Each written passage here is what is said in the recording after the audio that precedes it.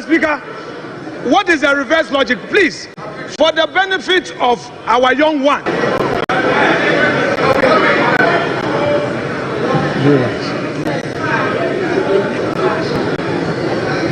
Mr. Speaker, this house is a house of procedure. This house is equally guided by its own to shout in its agreement. If the law says may determine, is it also the case that in reverse logic the house may? What? No, wait. The law is that a budget statement must be presented, but we are saying again that as a house we may have to determine which form. So, Mr. Speaker, the invitation by the minority, the deputy minority whip. So, Mr. Speaker, the invitation by the minority, the deputy minority whip, is well founded. He is inviting us as a house to determine, are we going to allow him to make a statement, or we are going to allow him to move a motion? Is it going to be in a form of a motion or in a form of a statement? This is a well-anchored application. Don't use your number to shout to intimidate him. He has made a solid argument. This house has not determined the form in which this item has to be taken. The deputy minority whip is inviting us to set the ground rules. The majority leader got up and referred to PFM Act to say what? He didn't quote the specific provision. The man has made an application under our own rules.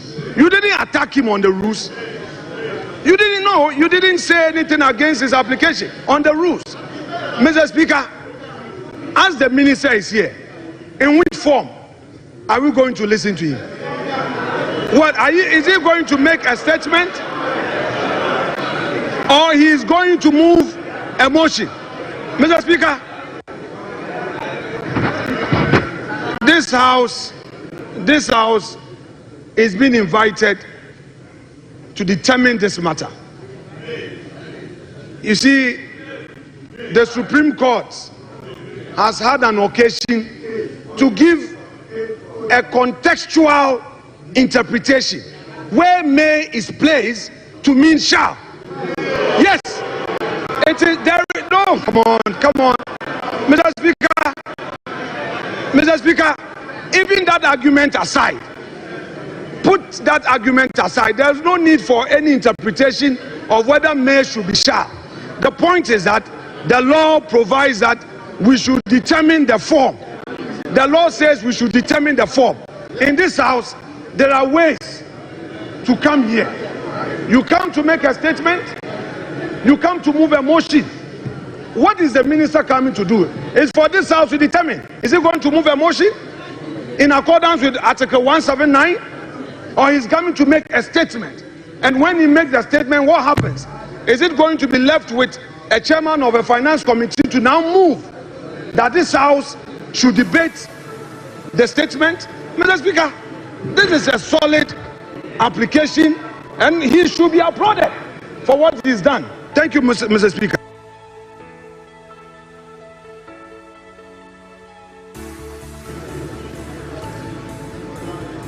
I would want to rule on this matter. I've heard enough. I think in terms of procedure, the right thing has been done. The order you quoted clearly states the statement of the estimates of revenue and expenditure of the government. It says what? The statement. And so what they are bringing to us is a statement. And when statements are admitted, they are presented as statements. Now, when you go to 1952, which you refer to, it says the budget statement and economic policy of the government shall be presented to the House by the minister responsible for finance on behalf of or on the authority of the President. That's first. Second, and in a form the House may determine. Honorable Minority Leader, you are not in a shouting battle. Please.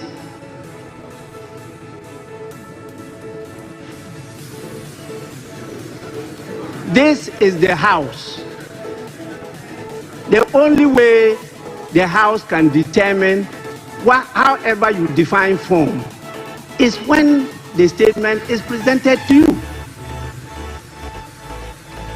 The House cannot determine this matter outside the House.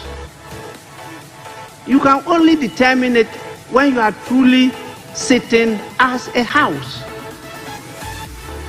And this is the House. He's presenting the statement.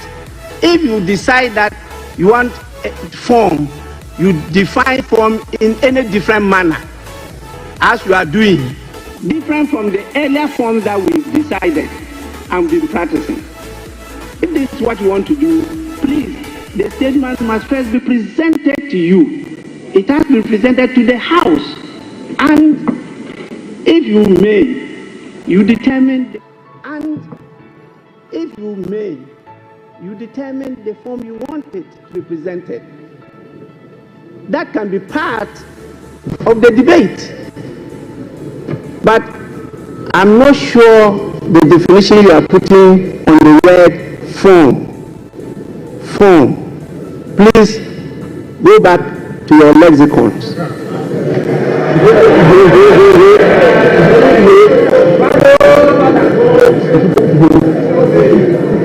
To determine the meaning of form.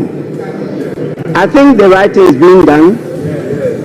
The statement was admitted. It's been properly captured on the order paper as programmed by the business committee, and the minister is here to present the statement to the House. So the minister may do so. So honorable members,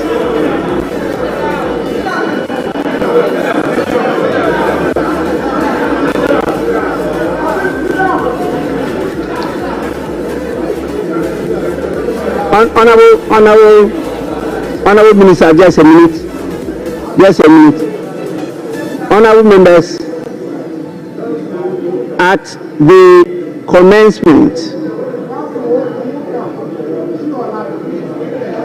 yes, Mr. Speaker, just to thank you for your guidance and the proper interpretation of 1952. Thank you, Mr. Speaker.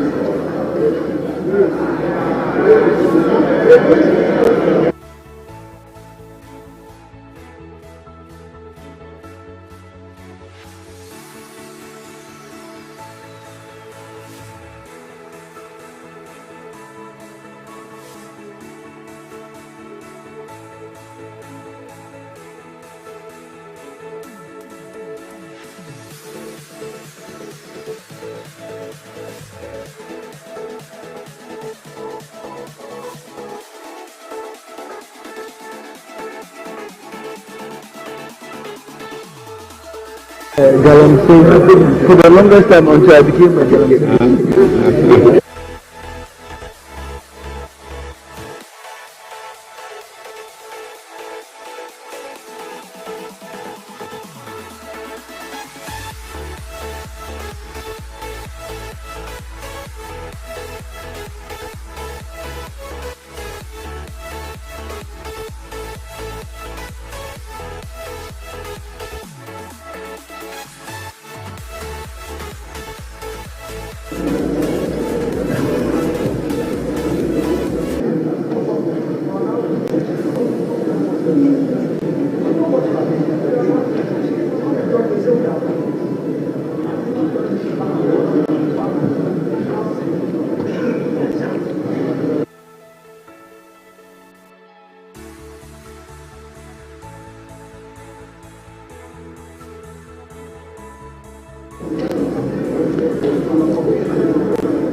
Honorable members, item 7, statements.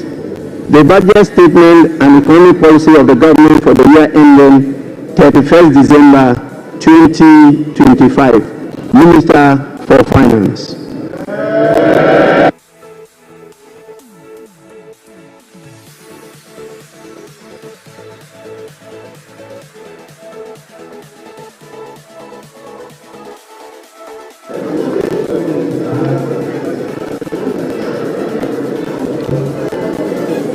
Mr. Speaker, on the authority of His Excellency the President, President John Dramani Mahama, and pursuant to Article 179 of the Constitution, and the other paper, and the standing orders of the House, Order 1952, and today's order paper, item 7. Mr. Speaker, I present to you the budget statement and economic policy of government for the year ending 31st December 2025. Right Honorable Speaker, today marks a moment of great significance, and I have the singular honor to stand before this House to present, on behalf of His Excellency President John Dramani Mahama, following his extraordinary mandate, the maiden budget of his new administration. Mr. Speaker, I'm deeply grateful to His Excellency the President for entrusting me with this responsibility. Respectfully, Mr. Speaker, I also submit to this House the following statutory report as required by law. The 2024 annual report on the Petroleum Funds, in line with Section 48 of the Petroleum Revenue Management Act 2011, Act 815, as amended, Mr. Speaker. Mr. Speaker, I also submit the 2024 Energy Sector Levies Report in accordance with Section 6 of the Energy Sector Levies Act 2015, Act 899.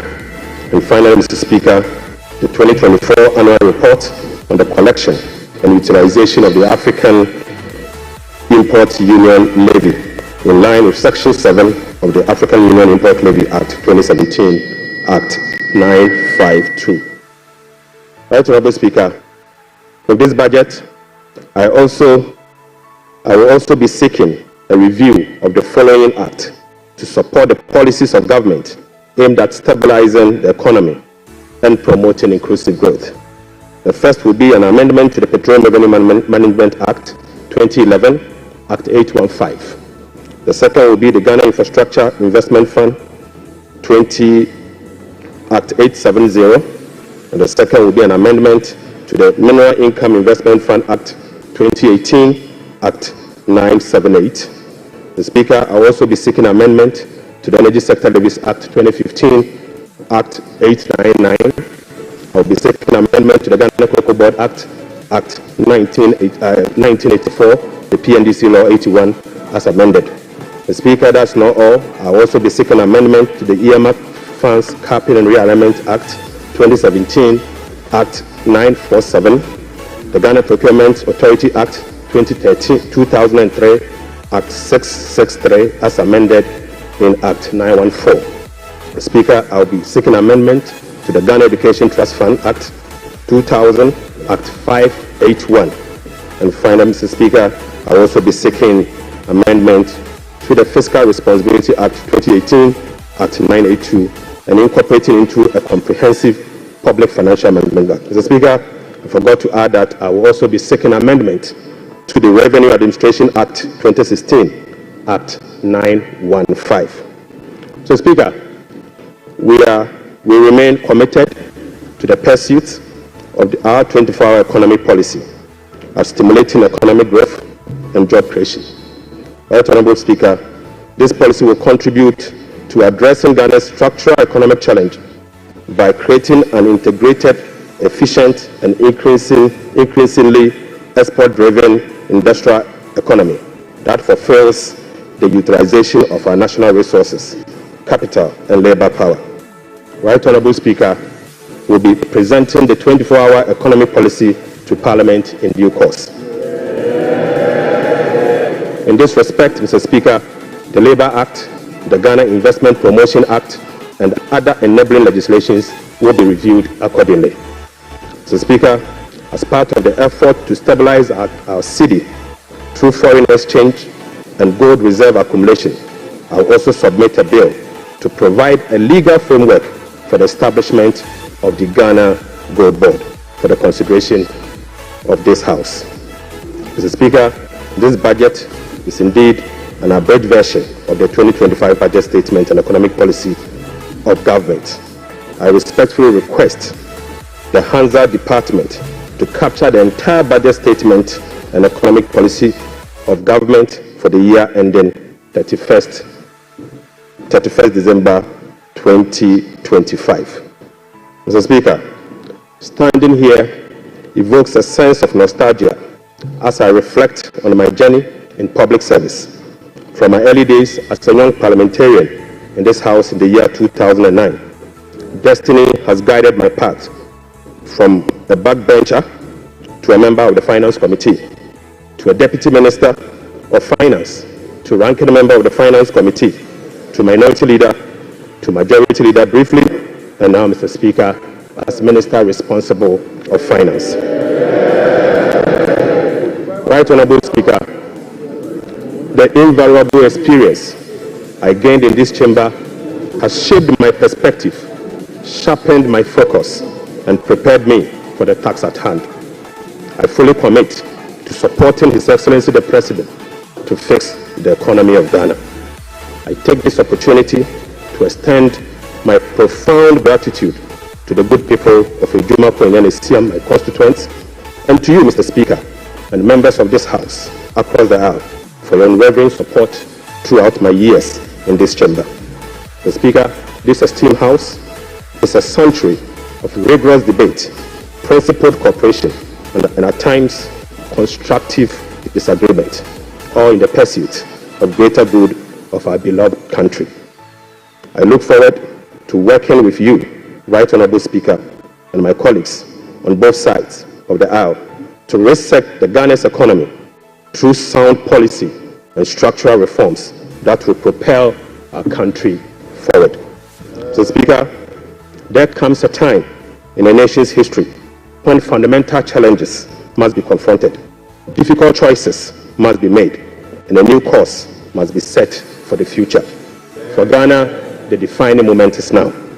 Mr. Speaker, President John Dramani Mahama made a commitment to reset Ghana for jobs, accountability, prosperity. The Speaker, as captured in the NDC manifesto, in this regard, the theme of our budget is resetting the economy for Ghana we want. Right Honourable Speaker, the democratic principles we tirelessly fought for are being held. Our democracy has been consolidated with yet another peaceful transition of power. That notwithstanding, our youth face an uncertain future with growing unemployment and hopelessness. This suggests that the dividend of democracy, such as economic prosperity and social justice, remains elusive. Mr. Speaker, the choice before us as a country are clear.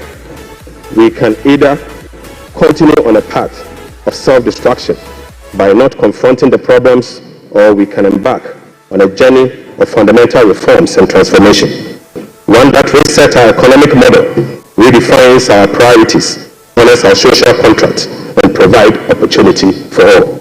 Mr. Speaker, luckily, President Mahama has chosen the path of reform and transformation. He will fix the economy. He will restore hope and lead us to build the Ghana we want together.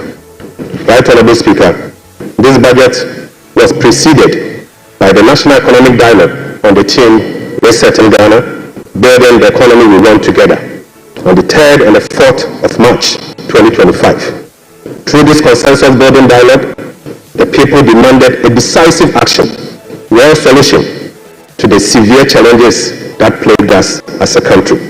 Mr. Speaker, the 2025 budget is a culmination of the three aspirations: felt needs, genuine desires of the people of Ghana, expressed through the engagement with diverse stakeholders.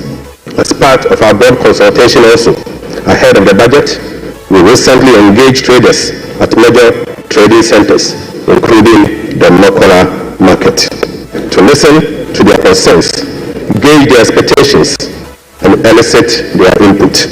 So, Speaker, the extensive consultation revealed that the overriding concern among Ghanaian traders and business community remains price and exchange rate stability. Apart from eroding their working capital, exchange rate volatilities makes effective business planning impossible and increase the cost of doing business. This budget outlines far-reaching measures which will be implemented in close collaboration with the Central Bank, the Bank of Ghana, to effectively and efficiently manage the exchange rate and inflation. Mr. Speaker, we also engage the youth of Ghana in a dialogue on social media as part of our new budget consultation. Mr. Speaker, during my engagement with the youth, it was revealed that 321 pharmacists who were employed since June 2023 have not received their salaries. We will take urgent steps to remedy this situation immediately. Right, Honorable Speaker, this conversation was an eye-opening experience, one that strengthened my belief that the voices of the youth matter in designing policies that directly and indirectly impact their lives and future.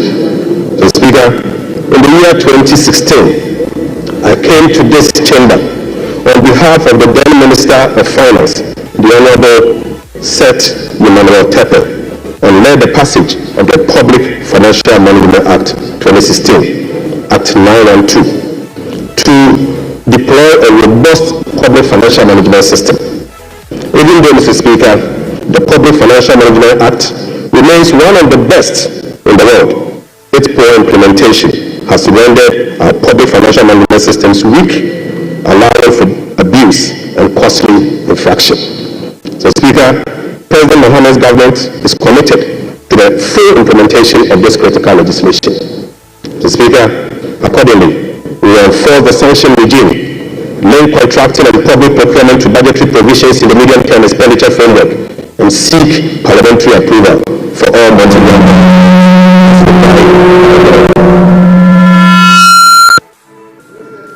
Mr. Speaker, we will comply with the public procurement process and link them to approved budget. We will also respect the limits of the appropriations as approved by Parliament. We will rationalize the management of the compensation of employees, including conducting headcount across the country.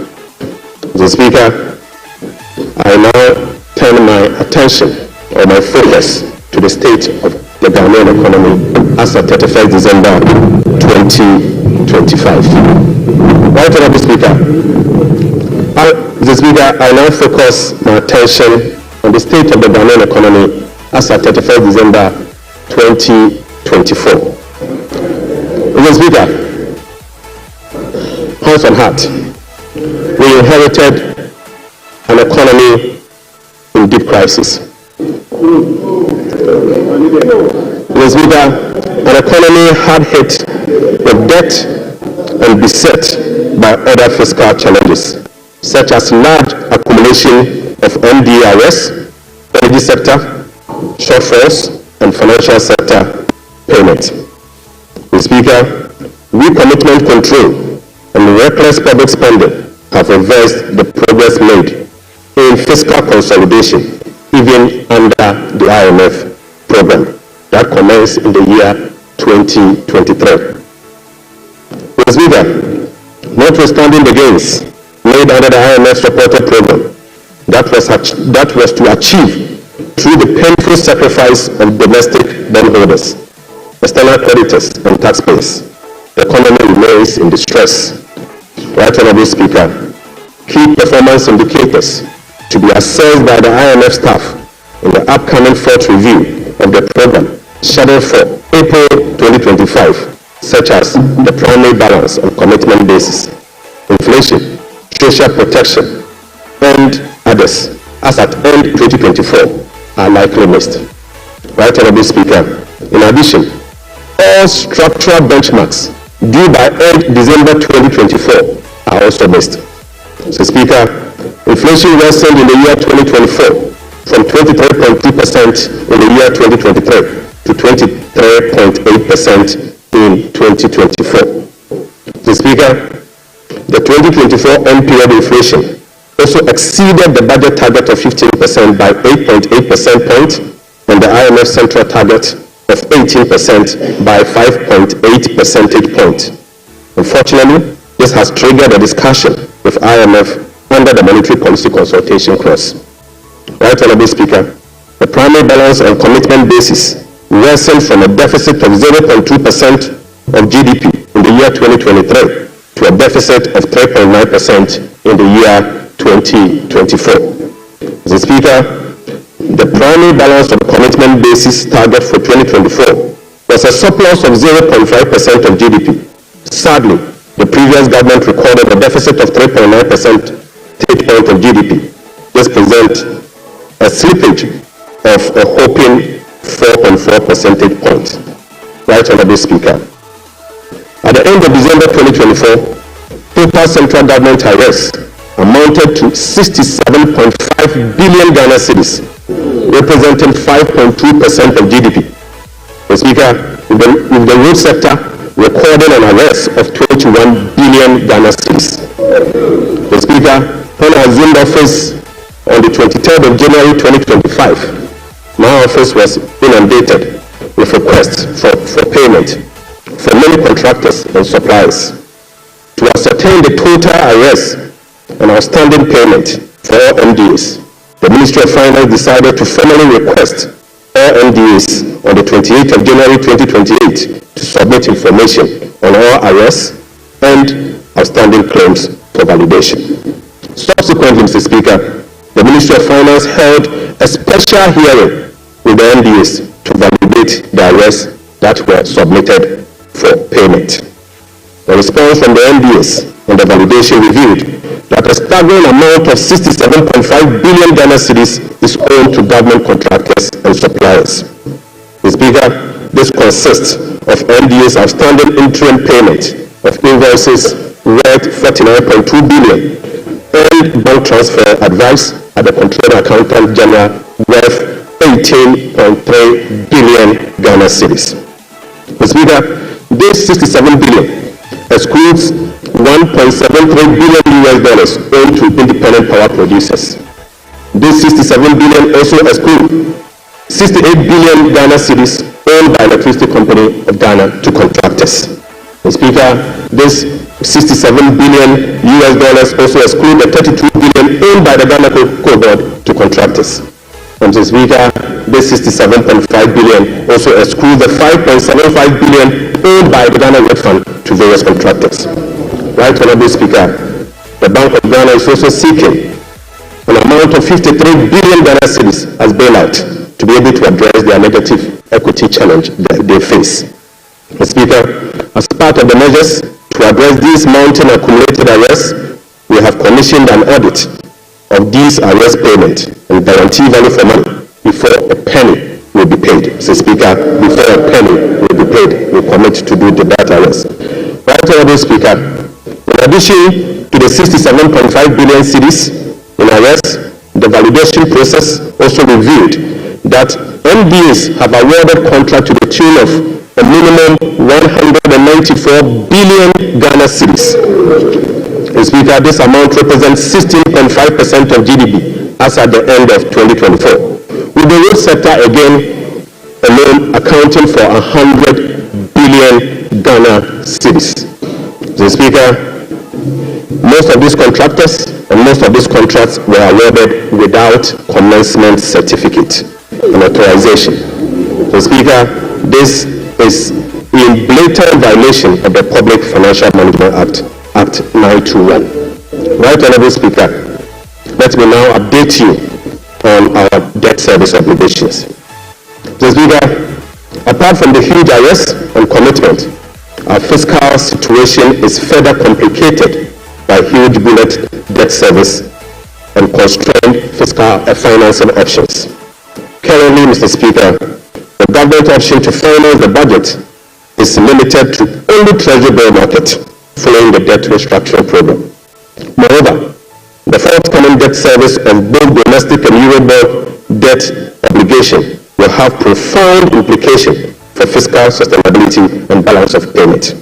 Right, Honorable Speaker, domestic debt service alone program for the next 4 years is 150.3 billion Ghana cedis.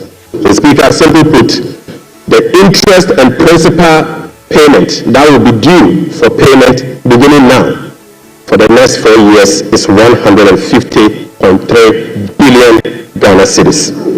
This represents 11.6% of GDP in domestic debt service obligation alone. The Speaker, of this 150 billion Ghana cedis, 73.3% of this 150 billion Ghana cedis is due for payment in the year 2027 and 2028. Right, Honorable Speaker, 2027 alone, the domestic debt service that will be falling due will be 57.6 billion, and 2028 will be made to call upon to pay 52.5 billion Ghana cedis. So, Speaker, the debt service obligation of 2027 and 2028 are major harms. These harms are cancerous and pose significant risks to the economy of Ghana. But, Mr. Speaker, touch wood, we shall fix it. We shall fix it. Mr. Speaker, our debt service obligation of this financial year is equally burdensome with significant harms. February, we were called upon to pay 9.9 billion. July, we'll be paying 6.2 billion. And August, we'll be paying 10.1 billion. All this year. Right, Honorable Speaker, the fiscal challenges are further compounded by the significant short-term treasury bill that we also inherited. So, Speaker, these obligations totaling about 111.1 billion Ghana cedis requires rollover week in, week out, placing additional pressure on cash flows and liquidity requirements. Mr. Speaker, beyond the domestic maturities, Ghana faces significant external debt service obligations for the next 4 years. In the next 4 years, we will be made to call upon to pay 8.7 billion US dollars, representing 10.9% of GDP, with heavy concentration again in the year 2027 and 2028. Again, Mr. Speaker, 55% of this external debt service will be due in the year 2027 and 2028.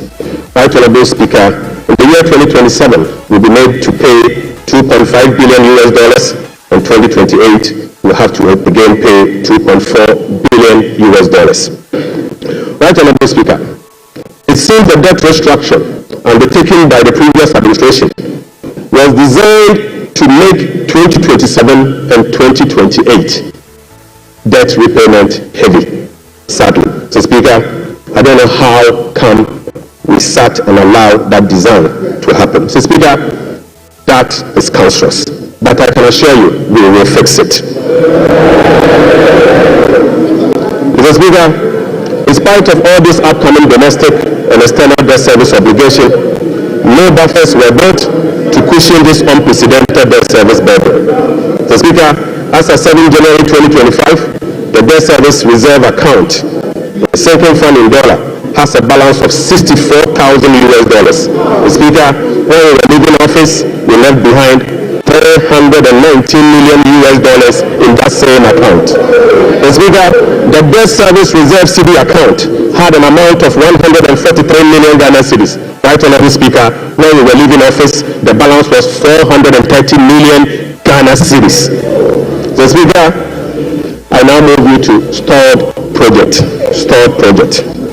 Speaker, due to the bilateral creditors' debt restructuring that is ongoing and the taking by previous administration, a staggering number of 55 projects have been halted. Mr. Speaker, this leaves a massive amount of 3 billion Ghana US dollars in undisbursements and about 300 million billion in outstanding interim payment certificates, IPCs. Some of these projects include the famous Ifeanyi Hospital, the KJTIA Market Phase 2, the Bogatanga Boko Omakrom Road, and the Tema Aflawa Road project. Delayed payment and demobilization from site could result in cost overruns of over $1.1 billion US. Right, Honorable Speaker, the IMF supported program imposed an annual disbursement ceiling of $250 million for all bilateral loans that are being restructured. This constraint means that it will take a minimum of 12 years to complete all of this stalled program. So, Speaker, unfortunately, as a result of the debt restructure of this stalled program, working with the IMF will take a minimum of 12 years if we decide to go business as usual. We'll be engaging in the coming days to resolve this challenge. Speaker, I now take you to the famous energy sector fiscal risk. Mr. Speaker, the increase in energy sector financing shortfall is posing significant risk to the Ghanaian economy. In the year 2024, the Ministry of Finance supported the energy sector with payment of about 20.8 billion Ghana cedis. These resources could have been used for job creation and other development programs, like roads, schools, and hospitals, if the sector inefficiencies were resolved. The Speaker, a recent exercise conducted by the Energy Sector Financing Modeling Team under the Energy Sector Recovery Program, ESRP, revealed that the business as usual energy sector financing shortfall has increased significantly to about 35 billion Ghana cedis for the year 2025 alone, even after spending in excess of 20 billion cedis in the year 2024. Right, Honorable Speaker, more importantly, the shortfall for the period 2023 to 2026 has been estimated to be about 140 billion Ghana cedis. Mr. Speaker, this amount is 20 times more than the allocation for goods and service for all MDAs in the year 2025. Mr. Speaker, in addition, the energy sector shortfalls, which relate to current invoices that are largely unpaid legacy arrears due to the independent power producers. Mr. Speaker, the legacy arrears stood at $1.73 billion as at end 2024. Right, Honorable Speaker, the cocoa sector, which has long been the backbone of the Ghanaian economy, is sadly on its knees, owing to gross mismanagement. Mr. Speaker, the sector faces declining output and financing challenges, characterized by unsustainable debt, rollover cocoa contract risk, and quasi fiscal expenditures, including cocoa roads, which, Mr. Speaker, is a non-core function of the Ghana Cocoa Board. Right, Honorable Speaker, cocoa production has dropped by nearly 50% over the past 3 years. In the year 2023-2024 crop season, Cocoa Board was unable to supply 330,000 tons of cocoa to meet its contractual obligation. This sharply decline has affected the finances of Ghana Cocoa Board. This undersupply has been rolled over for subsequent years for the new administration to pay. So, Speaker, these 2023 to 2024 forward sales contracts, not being at lower prices than the current market rates, have resulted in revenue losses of about $840 million for both Ghana Cocoa Board and the impoverished cocoa farmer. Right, Honorable Speaker, the roll-out cocoa contract has resulted in a loss of $495 million for the year 2025 alone. So, Speaker, these are the risks in relation to the market price differentials and, as a result, costs causing the small gain that we see with Ghana Cocoa Board. So, Speaker, Cocoa Board outstanding debt amount to 32 billion Ghana cedis, of which 11.92 billion is due to be paid in the year 2025. Outstanding cocoa road contracts reached 21 billion Ghana cedis, approximately $1.3 billion in the year 2024. of which only 4.4 billion has been accounted for in cocoa board finances for the year 2025. Mr. Speaker, the financial sector still struggles even after spending 30.3 billion in the financial sector cleanup exercise by end 2024. This includes 26.9 billion Ghana cedis after spending this amount in the banking sector. Mr. Speaker, as we speak, the financial sector is still struggling, and the financial sector will require 10.45 billion Ghana cedis to address the financial sector legacy issues and emerging risk. In addition, Mr. Speaker, an amount of 2.2 billion Ghana cedis is required to fully capitalize the National Investment Bank and the Agricultural Development Bank of Ghana. Mr. Speaker, I will also update the House on the fiscal performance for the year 2024. Mr. Speaker, the fiscal performance in the year 2024 was characterized by improved revenue collection, but with significant expenditure overruns. In addition, large arrests were accumulated over the period. The Speaker, in summary, the provisional data shows the following. 1. Primary balance on commitment basis, the key fiscal anchor of the IMF program, worsened from a deficit of 0.3% of GDP at the end of 2023 to a deficit of 3.9% of GDP at the end of the year 2024. This is 4.4 percentage points worse than the target surplus of 0.5% of GDP. Sadly, Mr. Speaker, on cash basis, Mr. Speaker, the primary balance was a deficit of 1.2% of GDP against a target of 0.6% of GDP, representing a 100% deviation. Mr. Speaker, the overall fiscal balance on commitment basis for 2024 was a deficit of 7.9% of GDP against a target of 4.2% of GDP. While the overall fiscal balance on cash basis was a deficit of 5.2% of GDP against a target of 5.3% of GDP.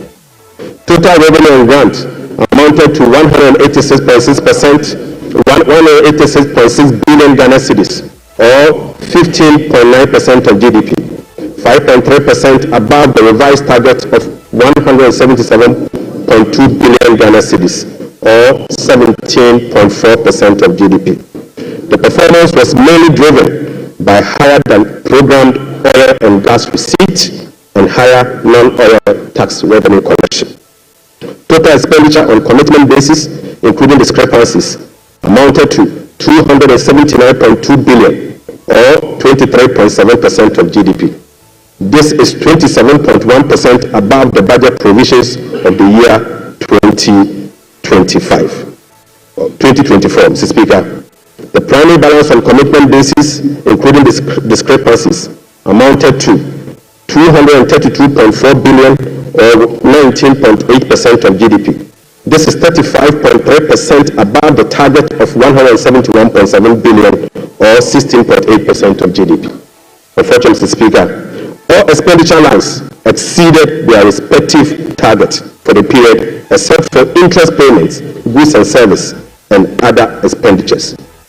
Right, Honorable Speaker, the discrepancies for the year 2024 being unclassified expenditure was 3.8 billion Ghana cedis as compared to 12.9 billion Ghana cedis in the year 2023.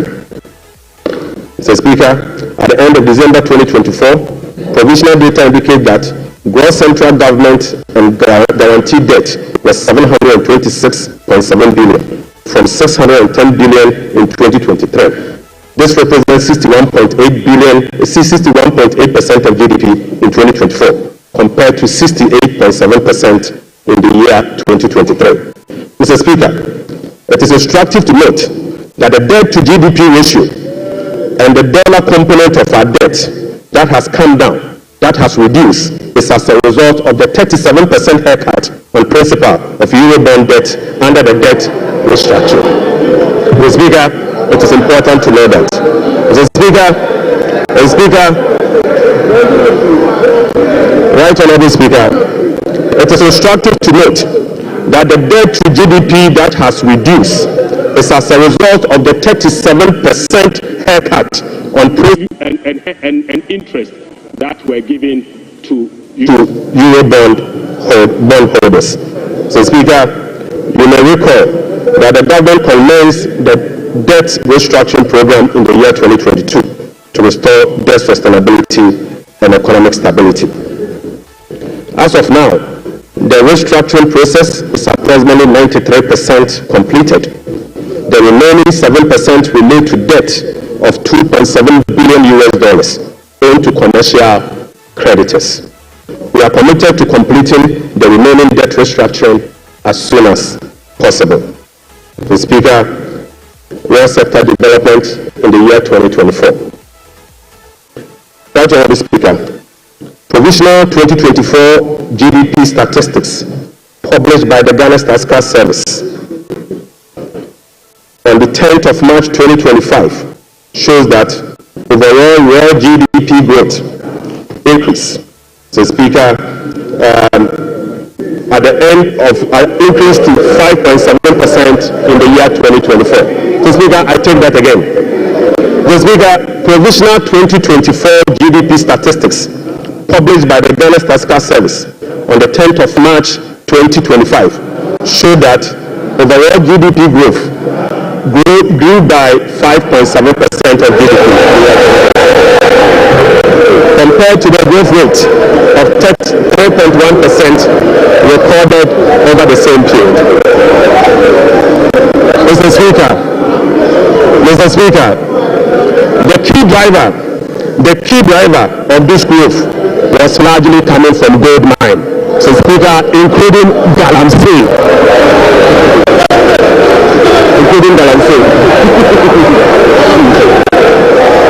Mr. Speaker, Galamsey growth cannot be sustainable. Mr. Speaker, non-oil GDP growth.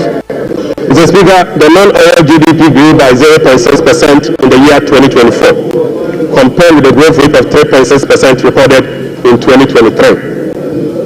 Mr. Speaker, the gross international reserves increased to a stock position of $8.98 billion at the end of 2024 and was enough to cover 4 months of imports, exceeding the target of a floor of 3 months of import cover. At the end of 2024, the currency had depreciated by 19.2% against the US dollars, 17.8% against the British pound, Mr. Speaker, and it had depreciated by 13.7% against the euro. Mr. Speaker, Right Honorable Speaker, it is what it is. The state of our economy is troubling, but we will fix it. Mr. Speaker, touch me, we will fix it. But Mr. Speaker, it will require some sacrifices, truthfulness, transparency, and discipline. We will take strong measures to confront the situation head on. So, Speaker, the sacrifice must come from all stakeholders, beginning with the government. So, Speaker, His Excellency the President appreciates this and has led the charge by significantly downsizing his government from the Elephant 88 to the Umbrella 60. Mr. Speaker, he has also reduced the number of his government ministries from the Elephant 30 to the Umbrella 23. Mr. Speaker, as part of the contribution to the resetting agenda, organized labor has followed suit by working with government and employers association to agree on a modest 10% increase in base pay and minimum wage for the year 2025. Right Honorable Speaker, on behalf of His Excellency the President, I would like to express my profound gratitude to organized labor and employers. Mr. Speaker, ordinary Ghanaians have also sacrificed by enduring the negative impact of severe currency depreciation since 2022. Hyperinflation high food inflation, principal and interest haircut, soaring interest rates, among others. Mr. Speaker, it is now time for the people's representative, the members of Parliament, and the judiciary to also follow suit. I would like to call on all other stakeholders, including the business community, faith-based organizations, academia, and civil society to support this national call. So, Speaker, our immediate task is to reset our nation, to restore good governance, reduce the excruciating suffering of our people, and set our country on a trajectory of economic transformation.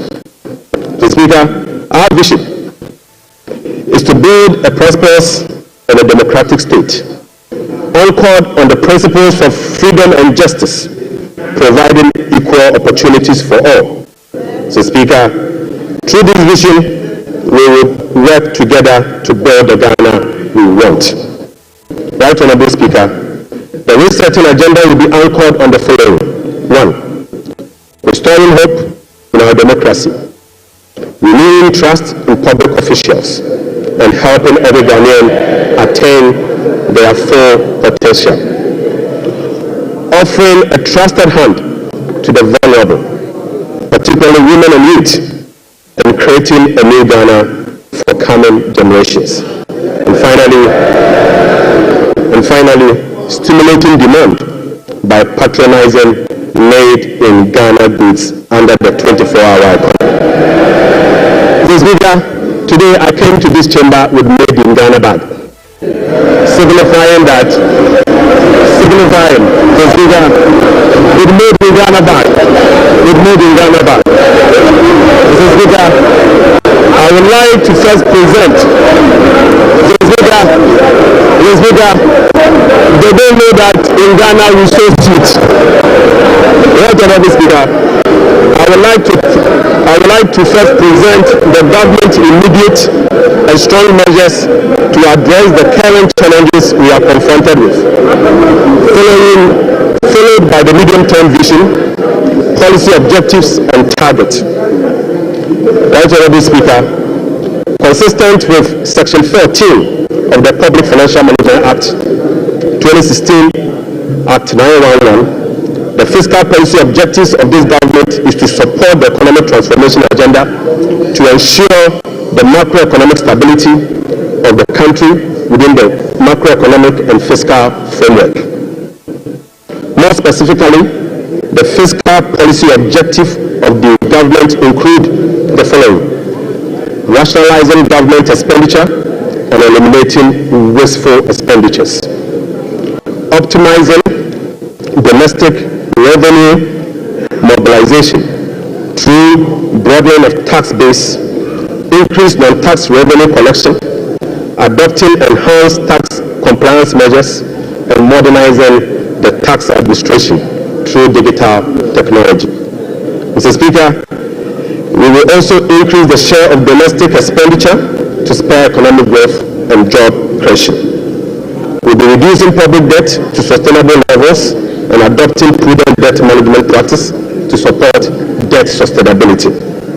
Reducing the fiscal deficit progressively in accordance with the amended Fiscal Responsibility Act to promote fiscal and debt sustainability. And Mr. Speaker, restoring confidence in the Ghana economy.